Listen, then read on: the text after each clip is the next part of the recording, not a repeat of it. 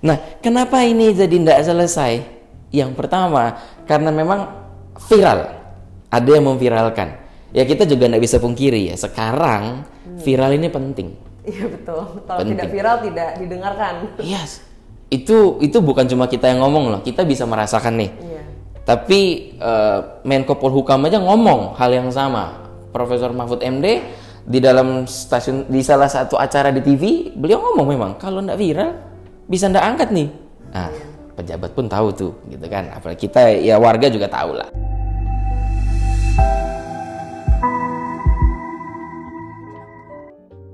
Hai Sobat Peristiwa, kembali lagi dengan aku Marlin sebagai host podcast kali ini. Senang bisa menyapa kalian semua kembali. Semoga dalam keadaan apapun kalian mendengarkan podcast ini selalu dalam keadaan luar biasa. Karena saat ini kita akan membahas mengenai topik yang sangat hangat diperbincangkan di tanah air kita, yaitu mengenai Majelis Hakim Pengadilan Negeri Jakarta Selatan yang akhirnya selesai memberikan vonis kepada 5 terdakwa kasus pembunuhan almarhum Nofriansyah Yosua Huta Barat alias Brigadir J. Sidang vonis 5 terdakwa itu dipimpin oleh Ketua Majelis Hakim Pengadilan Negeri Jakarta Selatan, yaitu Wahyu Iman Santoso. Adapun 5 terdakwa kasus itu mencakup Ferdi Sambo selaku ex Kepala Divisi Profesi dan Pengamanan atau Kadif Propam Polri, istri Sambo Putri Chandrawati, Richard Eliezer alias Baradae, Ricky Rizal alias Bribka RR, dan Kuat Ma'ruf. Ferdi Sambo dan Putri Chandrawati adalah terdakwa pertama yang dijatuhi vonis dalam sidang yang digelar pada Senin 13 Februari 2023 kemarin. Nah, nggak usah berlama-lama lagi, langsung aja kita masuk ke pembahasannya. Dan kebetulan di sini saya sudah bersama dengan praktisi hukum, yaitu Bapak Adrian Rizkel Hastika SHMKN. Halo Bapak, apa kabar? Baik-baik, luar biasa. Iya, semoga kita semua juga luar biasa seperti kami hari ini. Kita langsung masuk ke pembahasan pertama ya. Pada hari Senin kemarin 13 Februari 2023, Ferdi Sambo divonis hukuman mati oleh hakim di Pengadilan Negeri Jakarta Selatan. Pertama-tama nih, bagaimana pandangan Bapak terhadap keputusan Majelis Hakim yang memvonis hukuman mati terhadap Pak Ferdi Sambo? Apakah ini sudah tepat atau bagaimana? Karena mengingat hukuman mati di Indonesia ini masih menjadi tanda tanya, apakah memang dijalankan dengan semestinya atau tidak? Baik. Ya, thank you pertanyaannya. Yang pertama, kalau ditanya apakah hakim sudah benar atau enggak ya, menurut saya ya, secara pandangan saya sebagai praktisi sudah benar. Sudah benar. Ya. Sudah benar. Kenapa benarnya? Karena koridornya memang ada. Oh. Hakim itu baru bisa kita sebut salah kalau ternyata dia memutus sesuatu yang di luar koridornya. Iya. Tapi dalam hal ini pasal yang dipakai misalnya pasal 340, memang ada hukuman maksimalnya boleh mati. Iya. Nah, tergantung ada unsur keyakinan hakim di situ. Iya. Kalau kita tanya dengan pihak keluarga dari almarhum, tentu akan bilangnya sangat-sangat benar. Iya, bahkan masih nggak adil menurut mereka. Karena apa? Sekalipun dihukum mati terdakwanya, anak saya nggak bisa hidup lagi. Iya. Itu menurut mereka. Tapi menurut dari penasihat hukum dan pihak keluarganya terdakwa, nggak adil. Karena kan itu terjadi karena ada ini. Nah, disitulah hakim lalu meramu dengan ilmu dan keyakinannya. Hakim itu kan ibaratnya kita bisa bilang wakilnya Tuhan yang ada di dunia gitu kan. Sehingga melihat dari dakwaan seperti apa, tuntutan jaksa seperti apa, pembelaan majelis seperti apa, pembelaan penasehat hukum seperti apa, lalu ada saksi-saksi fakta yang dihadirkan, ada ahli, teori-teori hukum seperti apa, majelis mengambil kesimpulan mati. Berarti enggak apa-apa. Itulah keputusan yang diambil oleh ketua dan anggota majelis. Mereka yakin memenuhi unsur salah, mati. Berarti ini sudah sangat tepat ya kalau menurut Bapak Adrian? Menurut saya pribadi tepat. Ya. Kalau menurut pandangan-pandangan lainnya, apakah Bapak sudah pernah mendengar karena saya mendengar ada yang mengatakan bahwa sepertinya hukuman mati itu kurang efisien karena dia tidak mendapatkan sanksi sosial kalau misalnya dia di dalam bui saja gitu. Karena kalau dia dihukuman mati otomatis berarti kasus itu telah selesai dan kekhawatiran dari Ferdi Sambo pun mungkin sudah selesai gitu. Menurut Bapak itu bagaimana, Pak? Baik, kalau dibilang buat sebagian orang ini tidak efisien, tidak betul seperti yang saya sampaikan tadi. Ya. Di persidangan saja, ini nggak usah orang yang luas, di persidangan saja pasti banyak pandangan. Pandangannya jaksa dan keluarga terdakwa itu sangat berbeda, kan? Jaksa mewakili korban, wah harus begini-begini. Yang penasehat keluarga terdakwa pasti bilang, oh enggak, ini begini-begini. Sama kalau kita tarik secara lebih luas ya, kita zoom out, kita lihat aturan di Indonesia. Begini, kalau secara filosofisnya hukum itu nggak ada ya, Lus. Satu hukum pun yang sebenarnya ingin mengambil nyawa orang tuh nggak ada. Membunuh tuh nggak ada. Hukum tuh poinnya apa? Justru untuk melindungi, mengayomi. Kalaupun sampai ada namanya hukuman mati seperti ini, itu kenapa? Karena bagian dari melindungi korban tersebut. Korban tuh loh sampai mati yang dianggap mati sia-sia karena tindakan seorang manusia, gitu kan? Olehnya negara di sini membela kematian ini dengan kamu ini apa hukuman yang setimpal buat kamu. Lalulah ada koridornya hukuman mati. Tapi kalau kita ngomong dengan orang-orang yang ngomong hak asasi manusia, human rights, sangat menentang. Nggak boleh negara ngambil nyawanya orang.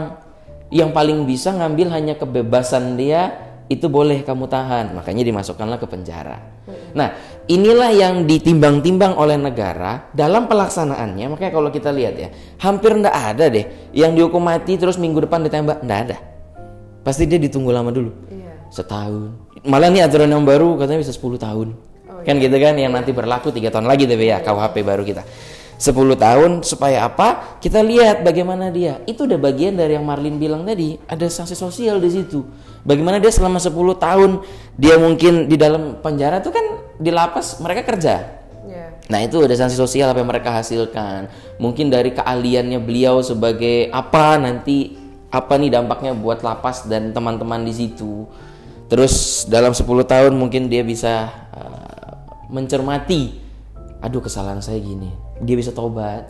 Lalu nanti negara ada kasih gerasi segala macam, bagaimana ada pengurangan hukuman bagaimana, sehingga kemungkinan pun tidak dieksekusi mati. Nah itu kita nggak tahu perkembangannya seperti apa. Berarti memang sebenarnya apa yang dikhawatirkan oleh masyarakat itu tuh sebenarnya bisa dibilang salah, karena dia tidak langsung dieksekusi mati pada saat itu dan tetap menjalankan yang namanya sanksi sosial seperti itu ya, Pak. Lagi yang dikhawatirkan masyarakat yang mana? Kalau yang dikhawatirkan oleh masyarakat yang di sisinya keluarga korban, ini kekhawatiran justru, loh ceritanya doang nih berarti dihukum mati. Jangan-jangan nanti udah terus nggak mati. Tapi tadi kalau dari sisi yang kita lihat dari hak asasi manusia dari timnya human rights, tentu bener nih, karena kita memang nggak boleh ngambil nyawa orang. Makanya kembali dari sisi mana kita melihat. Berarti itu tinggal tergantung lagi kepada masyarakat yang melihat dari vonis hakim tersebut ya Pak ya. Langsung aja kita masuk ke pembahasan kedua, yaitu sebelum membahas tentang terdakwa lainnya, saya ingin tahu apa sih itu justice collaborator. Soalnya istilah justice collaborator ini seringkali disebut dalam kasus ini. Baik. Jadi maksudnya justice collaborator atau kita singkat JC ya, JZ. Itu kan intinya dia ini bagian dari pelaku, tapi justru yang membongkar kasus ini supaya menjadi terang. Nah dalam hal ini kan Baradae. Baradae itu dianggap sebagai JC. Karena apa? Kalau dia tidak bersuara pada saat itu, kemungkinan kita halayak ramai tahunya kejadiannya tuh kronologi yang disetting kan tembak menembak. Saya masih ingat pas itu saya baca berita, memang saya baca berita waktu hangat-hangatnya baru. Itu kejadiannya udah Jumat, tapi beritanya baru udah Senin. Itu sebenarnya udah lucu sih sebetulnya ya. Saya tuh tidak mikir, langsung berarti ya Pak? Iya, kok bisa ya? Kok nggak langsung ya? Gitu kan? Terus ternyata waktu dipertanyakan pun di berita, polisi bilang, oh iya, karena kejadiannya Jumat, Sabtunya Idul Adha. Seingat saya Idul Adha pas itu. Nah, lalu dari mantan petinggi polisi sendiri yang ngomong, jadi kan ada mantan kabar reskrim pas itu juga di shoot di TV, beliau juga sama bingungnya. Setahu saya kalau hari besar tuh tidak mengganggu penyelidikan dan segala macam deh. Kok ini bisa ketunda sekian hari ya kayak gitu. Lumayan lama jaraknya soalnya. Terus lanjut. Pada waktu itu ceritanya kronologinya kan ada istri seorang jenderal gitu yang dilecehkan diduga dilecehkan oleh ajudan ibaratnya gitu kan. Terus ada tim polisi yang lain yang mengamankan rumah itu, melihat, menegur, malah ditembak. Terjadilah tembak menembak. Kalau misalnya kita masih percaya dengan skenario itu, kemungkinan kasusnya akan selesai. Iya, sangat cepat mungkin selesainya. Iya, betul. Nah, kenapa ini jadi tidak selesai? Yang pertama, karena memang viral. Ada yang memviralkan. Ya kita juga tidak bisa pungkiri ya, sekarang viral ini penting. Iya betul. Kalau tidak viral tidak didengarkan. Yes. Itu bukan cuma kita yang ngomong loh, kita bisa merasakan nih. Iya. Tapi Menko Polhukam aja ngomong hal yang sama. Profesor Mahfud MD di dalam stasiun, di salah satu acara di TV, beliau ngomong memang kalau ndak viral bisa ndak angkat nih. Nah, pejabat pun tahu tuh, gitu kan. Apalagi kita ya warga juga tahu lah. Terus yang kedua, bagaimana terangnya? Viral tapi kalau nggak dibantu terang, ya nggak akan terang-terang, gitu kan? Memang viral nih, tapi ternyata rapi, main yang nggak ada yang mau ngomong. Ya nggak ada yang tahu juga. Ternyata untungnya di sini ada Baradae yang berani mengungkap alasannya sih, karena pas itu dia nggak bisa tidur katanya. Saya sempat lihat di Instagram atau di mana, di salah satu postingan, dia nggak bisa tidur nyenyak karena keinget terus, merasa bersalah. Iya, kekhawatirannya sangat besar. Gitu. Iya dong, tentu besar, secara psikologis seperti itu kan. Akhirnya dia doa, terus dia merasa saya harus buka kebenarannya. Nah inilah yang ternyata menjadi satu titik terang untuk kasus ini. Nah itulah yang dimaksud dengan JC. Jadi intinya adalah bagian dari pelaku yang justru membantulah kepada penegak hukum. Ini loh terangnya. Gitu. Baik, teman-teman sudah mungkin kayaknya teman-teman sudah bisa memahami apa yang dimaksud dengan justice collaborator tadi dari penjelasan Bapak Adrian yang sangat jelas. Lalu kita masuk ke pembahasan ketiga, yaitu kita bisa melihat nih pada hari Rabu 15 Februari kemarin tuh Pak, sudah keluar hasil sidang putusan untuk terdakwa Baradae yang dijatuhi vonis hukuman pidana penjara selama 1 tahun 6 bulan, dan itu lebih ringan daripada terdakwa yang lain. Dan kenapa Baradae bisa mendapatkan hukuman paling ringan daripada terdakwa yang lain, padahal sudah kita ketahui bahwa Baradae di kasus ini itu termasuk dalam pelaku penembakan. Kenapa jadi dapat yang paling ringan ya? Iya. Baik, kalau menurut pandangan saya sebagai praktisi ya, saya juga nonton nih, maksudnya mengikuti kasusnya, yaitu hakim menilai karena ini kan JC. Iya. Sebagai orang yang membuat terang kasus tersebut, gitu ya. Meskipun jaksa tidak melihat dia sebagai JC. Jaksa tidak melihat, tapi hakim di sini melihat dia sebagai JC. Itu yang pertama. Terus yang kedua, meskipun dia yang nembak, tapi dia nembaknya karena apa? Kan kita lihat sebagai motifnya dulu. Kan memang doyan, suka tembak-tembak, atau karena memang dia jengkel sama si korban, atau karena dia hanya disuruh pada saat itu. Kalau betul, dia saat dia disuruh dan yang nyuruh itu kan memang atasan dia, jenderal. Sehingga kalau saya berpendapat Baradae tidak sepenuhnya salah di situ. Iya tentu ada tetap hukumannya karena bagaimanapun dia tarik pelatu, ya dia tembak, makanya ada dihukum 1,5 tahun di situ. Tapi kalau memang dibilang itu dia sebagai satu orang yang salah, saya tidak sependapat. Ada yang bilang, loh itu kan perintah yang salah, harusnya anak buah bisa tolak. Oh enggak. Secara hierarki di kepolisian ya. Sekarang gini, kalau semua anak buah itu boleh merasa, wah saya nggak mau nurut nih perintah atasan karena ini salah menurut saya. Iya amburadul dong menurut saya. Karena nanti semua orang bisa punya pendapat. Tidak ada tatanannya. Nggak ada tatanannya. Nanti atasan nyuruh A, kita rasa enggak salah nih, harusnya B. Iya kan aneh ya. Nah itu, sehingga harusnya adalah saat atasan kasih perintah, ya ini garis lurus, loyal dan patuh.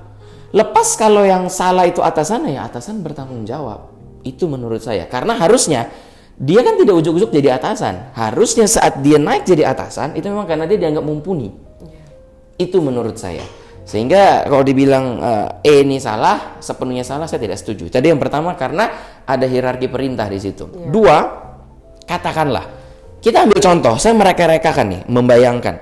Kalau kita yang jadi Baradae di situ, kita tahu atasan kita ini jenderal, dia nyuruh nembak, saya tolak. apa yang terjadi sama karir saya selanjutnya?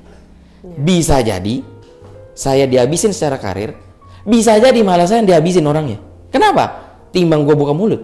Kan jenderal takut juga nih, saya udah nyuruh nembak lagi, nih aturan yang salah nih sebenarnya nih. Ininya dia nggak mau, dia gue lepasin, jangan nanti dia koar-koar nih. Wah, mending gue habisin nih, gimana caranya? Ya dong. Jadi di situ sangat-sangat dalam tekanan kalau menurut saya. Iya, sangat-sangat dalam tekanan sekali sih kalau saya lihat dari alur ceritanya itu, karena saat itu memang orang-orang mungkin memandang bahwa Baradae harusnya dapat menolak, cuman mereka tidak ada di dalam suatu lingkup kepolisian yang dimana mereka memiliki hierarki yang tersendiri. Iya, menurut saya orang-orang itu kan ngomong karena ngomong harusnya. Tapi setelah mereka tidak di dalam sana, tidak merasakan. Tidak membayangkan bagaimana pas itu jadi Baradae. Iya.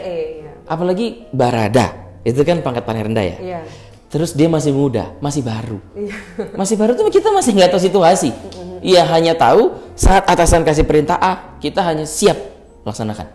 Udah, nggak ada yang boleh tapin dan nggak ada. Siap, cuma itu jawabannya. Iya. Sangat dalam tekanan sekali berarti Pak. Iya. Kita lanjut ke pembahasan keempat.